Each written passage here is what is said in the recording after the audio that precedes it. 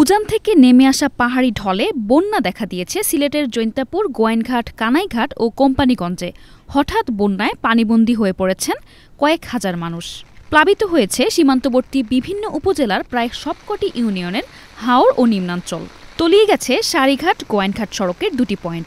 প্লাবিত হয়েছে গোয়াইনঘাট, রাধানগর ও জাফলং সড়কের শিমুলতলা এলাকা। এছাড়া জৈন্তাপুরে সিলেট তামাবিল মহাসড়কের ওপর দিয়েও প্রবাহিত হচ্ছে পানি। দুর্গতদের পাশে রয়েছেন উপজেলা নির্বাহী অফিসার ও উপজেলা দুর্যোগ ব্যবস্থাপনা মনিটরিং সেলের কর্মকর্তাসহ জনপ্রতিনিধিরা। ইতোমধ্যেই আশ্রয়কেন্দ্র খোলা হয়েছে বন্যা কবলিত এলাকায়। জৈন্তাপুর উপজেলার 6টি ইউনিয়নে মোট 48টি ও গোয়াইনঘাট উপজেলার 13টি ইউনিয়নে মোট 56টি আশ্রয়কেন্দ্র প্রস্তুত রয়েছে।